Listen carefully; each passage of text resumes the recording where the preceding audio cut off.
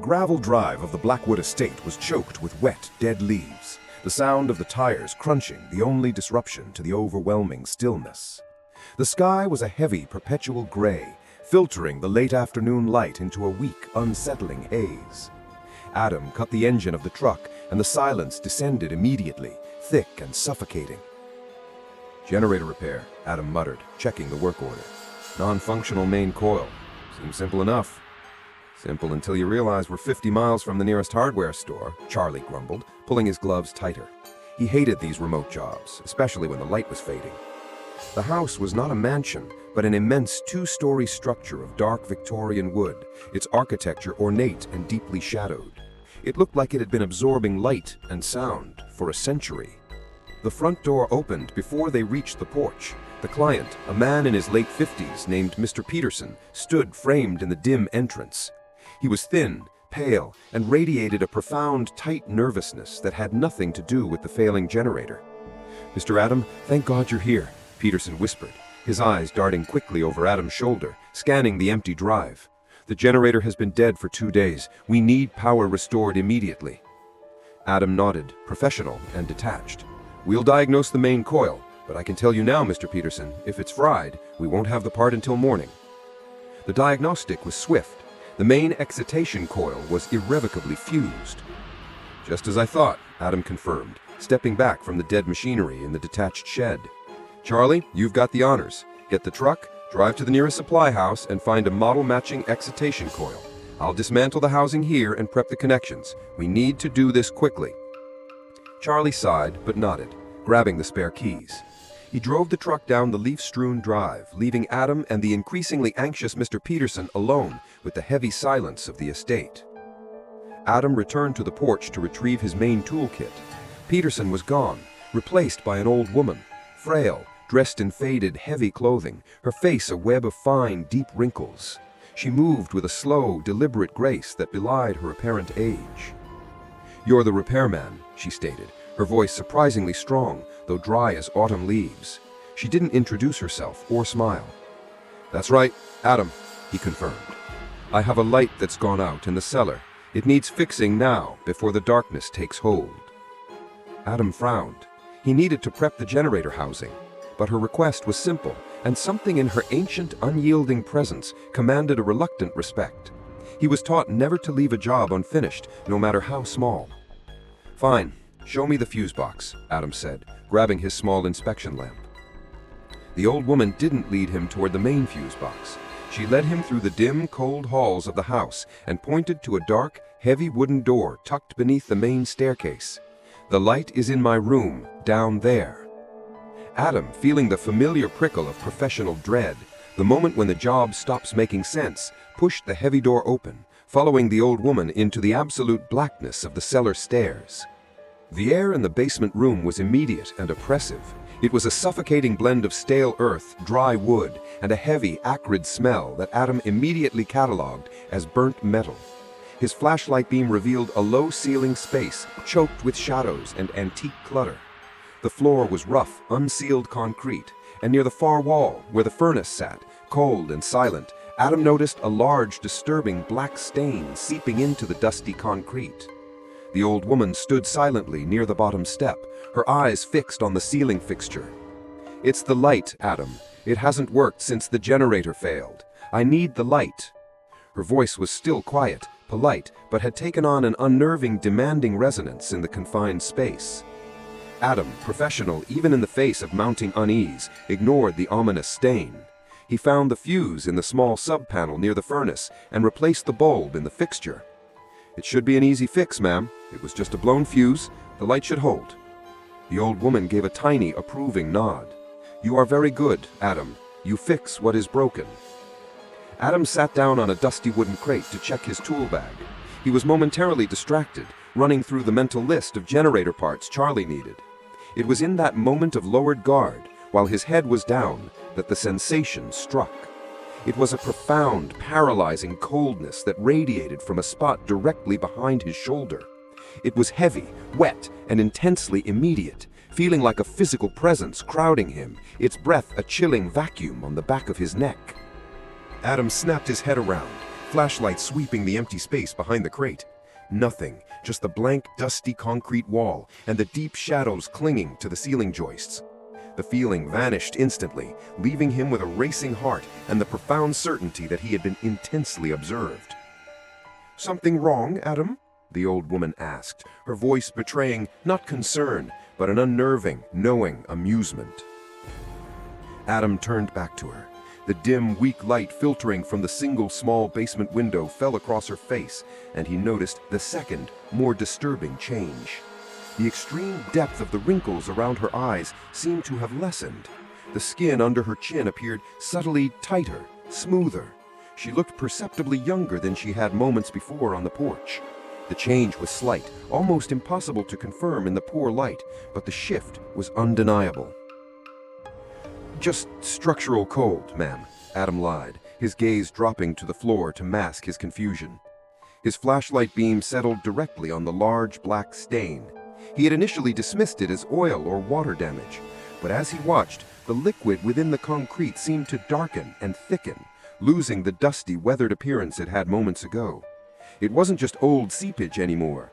The stain was taking on the rich, viscous depth of freshly spilled blood. The cellar was cold and the air was still, yet the substance seemed to be spreading, slowly, malevolently, toward Adam's boots. The old woman chuckled, a dry, rattling sound. "The darkness takes what it is owed, Adam. Now, tell me, where is your friend, the one who went into the city? He will be back soon, won't he?" Adam gripped his flashlight tightly, realizing he was not only trapped, but had been maneuvered. The generator was a distraction, and Charlie's absence was the true goal. The old woman's question about Charlie, delivered with that unnervingly knowing amusement, sent a spike of pure dread through Adam. He forced himself to remain calm, but his grip on the flashlight was white-knuckled tight. The thickening, darkening stain on the concrete floor was no longer ambiguous. It was blood. "He'll be back when he finds the part," Adam said, his voice flat, trying to betray no urgency. His eyes were fixed on the black liquid, which was now undeniably transforming. The transformation was horrific and organic. The stain pulsed, expanding, its surface shimmering with a viscous, oily sheen. The color shifted from a deep, opaque black to a horrifying, glistening red.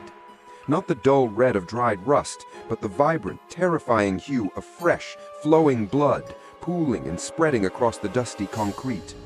The acrid, burnt smell in the air sharpened, taking on a sickly sweet, metallic undertone. Adam snapped his gaze to the old woman. The dim light from the single bulb he had just fixed illuminated her fully. Her transformation was no longer subtle. The deep furrows around her eyes were almost gone. The skin of her neck and hands was smooth, supple, and unnaturally pale. Her face, though still ancient in its bone structure, now belonged to a woman in her mid-40s, her dark eyes burning with a terrible, vibrant energy. The polite facade had been shed, revealing something ancient and predatory. "He will come back," the woman confirmed, her voice now deeper, resonant with a chilling anticipation. "And when he does, the vessel will be complete." Just then, with a soft, almost inaudible pop, a candle on a dusty antique chest in the corner of the room spontaneously ignited. Its flame was not yellow or white, it was a sickly, vibrant, dark green, casting unnatural, dancing shadows that stretched and writhed like living things. Another candle ignited, then another, until the entire basement room was illuminated by a dozen flickering, malevolent green flames, turning the shadows into entities. The flickering green light brought the final, most terrifying horror into stark relief. Tucked away in the far corner, half hidden by a tattered blanket, was a human skeletal figure. It wasn't a prop or a medical model. It was real, ancient bone, complete and disturbingly intact. As the green flames danced, Adam watched in frozen horror as the skeletal figure began to slowly, deliberately move. A dry, yellowed arm lifted, joint by agonizing joint, a silent, beckoning gesture. Its empty eye sockets seemed to bore into Adam, drawing him, holding him captive. The skeletal hand, bone white and ancient, extended toward him, beckoning him deeper into the room, into the grasp of the now visible horror. The combination of the pulsing blood, the unholy green flames, the transforming woman, and the animating skeleton shattered Adam's professional composure. This wasn't a structural failure he could fix with a wrench. This was pure, unadulterated evil. Adam scrambled backward, knocking over the crate he had been sitting on. His professional detachment evaporated in a wave of primal terror. He didn't look for the light fixture, didn't try to understand. He spun and sprinted, abandoning his tools, abandoning all pretense of a job. He burst through the heavy basement door and tore up the cellar steps, fleeing the room and its horrors. Adam burst out from under the main staircase, gasping for breath, the thick metallic scent of the basement clinging to his clothes. He scanned the dim hall frantically, hammer forgotten. His only goal was to find Mr. Peterson, the man who had hired him. He found the client in the formal dining room, standing near a heavy oak table, staring out the vast gray window. Peterson spun around, startled by Adam's ragged entrance. "Adam, what in God's name? What happened to you?" Peterson's voice was sharp with fear, but the look in his eyes was pure panicked shock at Adam's state, not at anything Adam had brought with him. Adam stumbled toward him, leaning heavily against the doorframe, pointing a trembling finger at the staircase. "The basement, the woman, she's down there. She's not human. The blood, it was blood, and the skeleton, it moved." Peterson's face went white, the blood draining instantly. "The woman? What woman are you talking about, Adam? Who?" "The old one, the one who met me on the porch. She sent me down to fix her light. She looked younger, and the skeleton, it lifted its arm. It was waiting for Charlie." Adam's voice was high and hysterical, struggling to convey the unbelievable horror he had just witnessed. Peterson stepped back, putting the width of the oak table between them. His initial shock faded, replaced by a sudden, profound skepticism and disbelief.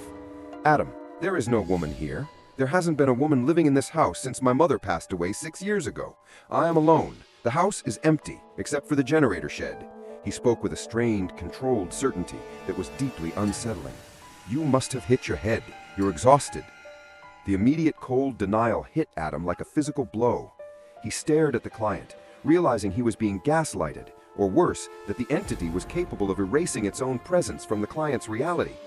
"I don't care what you say, Mr. Peterson," Adam snapped, grabbing his arm with unexpected force. "I just saw a room full of moving bone and fresh blood. You are going to walk back down there with me right now. You are going to see it." Peterson resisted, fear battling denial, but Adam's terror and physical compulsion were too strong. Adam dragged the terrified homeowner toward the staircase, his flashlight beam slicing through the gloom. They reached the basement door. Adam wrenched it open and plunged down the steps, pulling Peterson after him. Adam swept the light beam across the low-ceilinged room. He froze.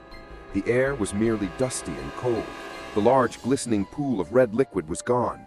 The floor was dry, cracked, and covered in an unbroken layer of ancient, undisturbed dust.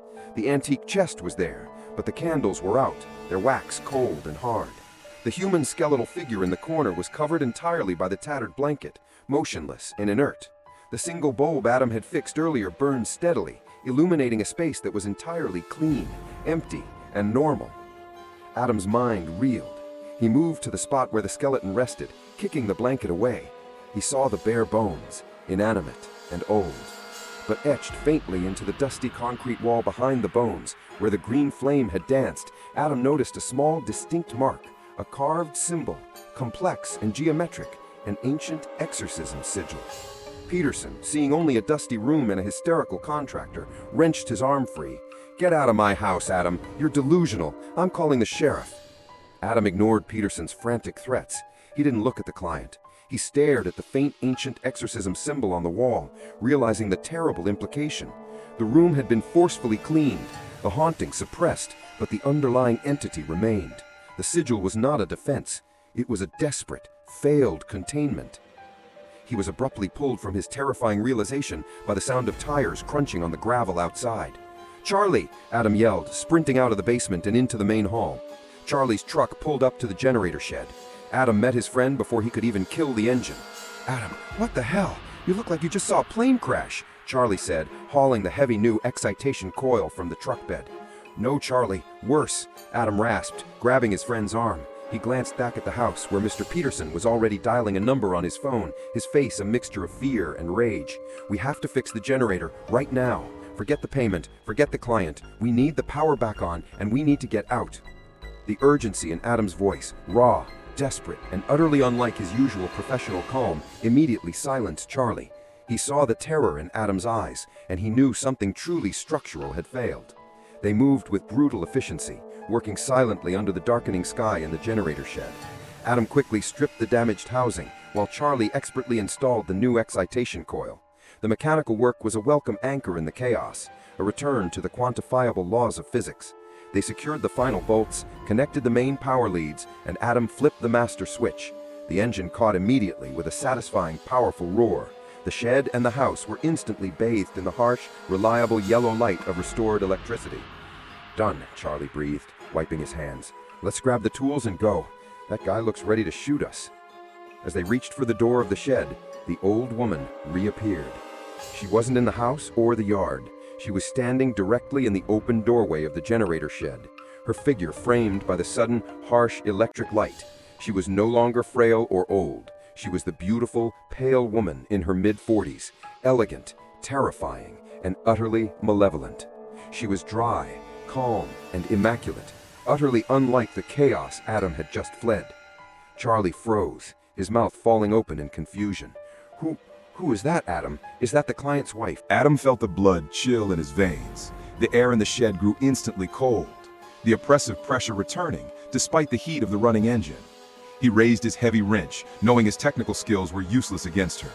The beautiful woman smiled, a slow, terrifying widening of her lips that showed no warmth, only sharp, chilling comprehension. "Your little Phixer knows, Charles. He saw the bone and the tribute of blood. He saw the sigil, Adam. He knows what I am." She took a single, slow step forward, her eyes burning with dark, vibrant energy. "You are foolish, Adam. You restored the power. You broke the rule of darkness, and now you have sealed yourself in my domain." With a sudden, violent, invisible force, the heavy steel door of the generator shed slammed shut, the thick latch bolt shooting home with an echoing thwoom. They were trapped in the roaring, isolated yellow light of the shed, sealed in with the beautiful ancient sorceress. The deafening roar of the running generator engine, now their prison alarm, filled the metal shed. The beautiful woman stood framed in the yellow light, her smile fading as she shed the last pretense of humanity. The air around her shimmered and distorted, the cold and heat battling fiercely. "The rules are clear," the lady hissed, her voice multiplying, sounding like dry leaves rustling through broken glass. "You broke the darkness, you fixed the power. Now you pay the price for the offering you brought." Her transformation was immediate and total. The skin on her face stretched and tore, pulling back to reveal a ghastly, tight layer of black, desiccated muscle. Her eyes became immense, glowing pools of sickly green fire, and her hands elongated, the fingers ending in sharp, metallic-looking talons. Her figure grew taller, leaner, casting monstrous, distorted shadows that writhed across the corrugated steel walls of the shed. She was the absolute, final manifestation of the ancient sorceress, a terrifying, consuming demon. Adam didn't hesitate. He swung the heavy wrench in a wide, desperate arc toward the entity's head. The wrench stopped mid-air, frozen by an invisible, solid force.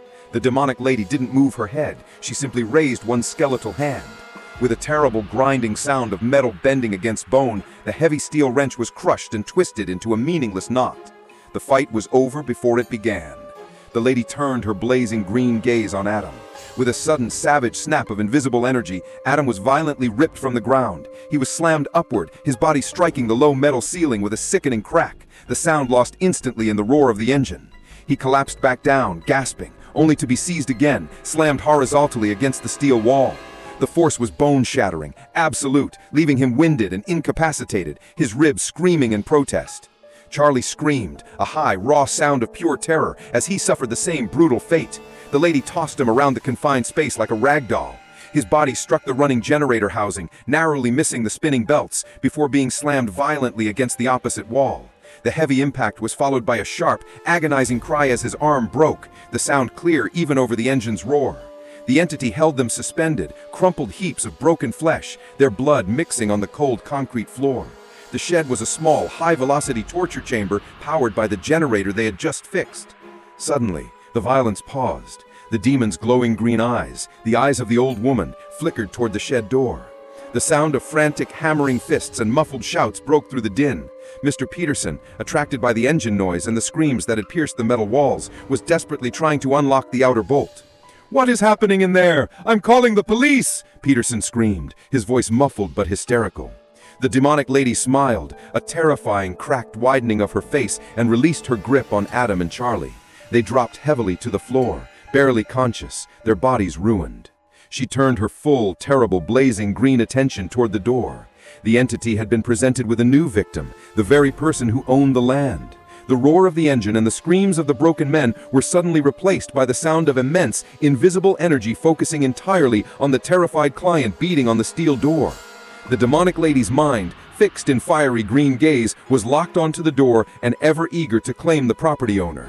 Mr. Peterson's hammering paused momentarily, replaced by a fearful, strained silence. The lady did not move. Simply, the air around the door shimmered violently, and an intense, invisible wave of pure, focused cold slammed against the door. Outside, Mr. Peterson let out a choked, desperate cry.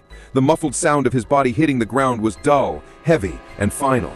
He didn't move. He didn't scream again.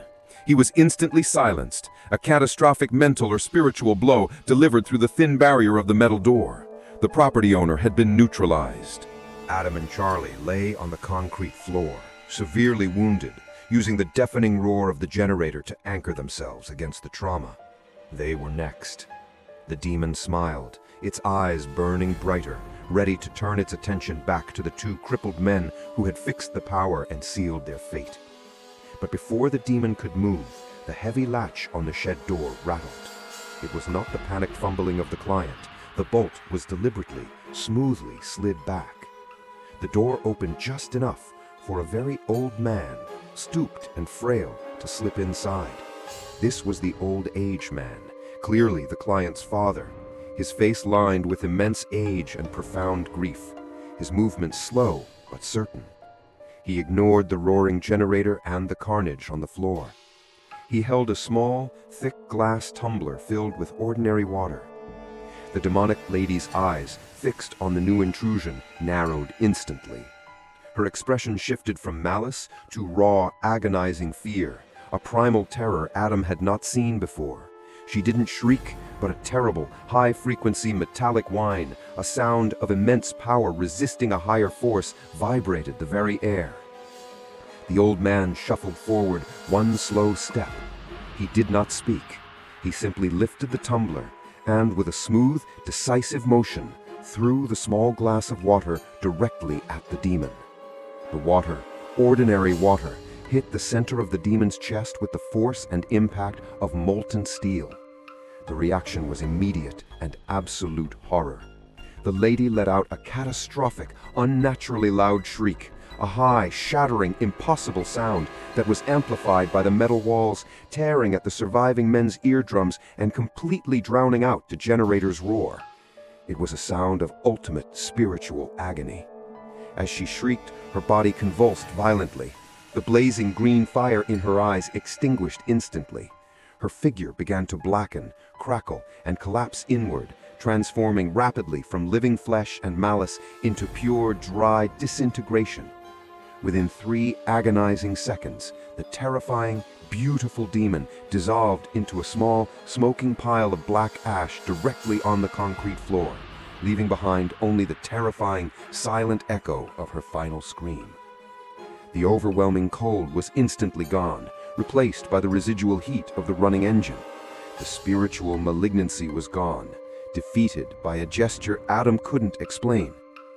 The silence that followed the demon's dissolution was more terrifying than the noise. The generator roared on, indifferent to the carnage. The old age man, the father, stood over the small, smoking pile of black ash, his immense grief finally replacing his determined calm. Adam and Charlie lay crippled on the floor, their bodies radiating pain, but their minds absorbing the profound, unbelievable reality of what they had just witnessed. The old man, ignoring the dead client outside the door, knelt beside them. He used a piece of heavy cloth from a workbench to press against the worst of Adam's side wound and carefully splinted Charlie's broken arm using a pry bar handle and duct tape. His movements were slow, burdened, and meticulous. She is gone, the old man rasped, his voice thick with unshed tears and the weight of decades. For now, the water, it was consecrated, a final act. Adam fought the agony, pushing himself up against the wall. Who was she? And Mr. Peterson, your son? The old man nodded slowly, his eyes fixed on the black ash. My son, my only son. She took my first family, my wife, my daughter, over 100 years ago. She was not a demon, Adam. She was a Jinn, a sorceress who craved life and youth through a very old dark magic anchored to this land. She needed an offering, a life to renew her youth. She was using the darkness of this house to trap men, consuming their life force. He gestured weakly toward the scorched, bloody spot where Mr. Peterson had collapsed outside the door. My son inherited the land. He knew the stories, but he dismissed them as folklore. When the power failed, she saw her opportunity. And when you fixed the generator, you gave her the energy, the blinding light to complete her ritual on him. I couldn't stop her from taking my son, but I ensured she couldn't come back. The revelation was a hammer blow of existential dread. The beautiful Victorian house was not just haunted, it was a permanent, active, cursed site. You two are alive because she was distracted, and because the magic in that tumbler was stronger than the black magic that binds her to this place. You were the bait, Adam, and you saw the truth. Now you carry the burden. He helped Charlie to his feet, guiding him toward the shed door where the body of his son, Mr. Peterson, lay silently. The house is yours now, Adam. I have no one left. Take the generator, take what you need, but never, ever return here. The house is permanently poisoned. Some problems are structural, some are spiritual, and you cannot fix a curse with a wrench. Adam and Charlie, battered, bandaged, and broken, stumbled out of the shed.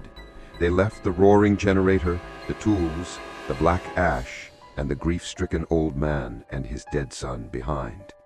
They drove away from the Blackwood estate, two severely wounded survivors carrying the profound, terrible knowledge of the Jinn, the Sorceress, and the permanent stain on the earth. That house is still sitting out there, silently watching the lonely road. If I gave you the address, would you dare go back? Tell me in the comments, should the Phixer ever return to that place?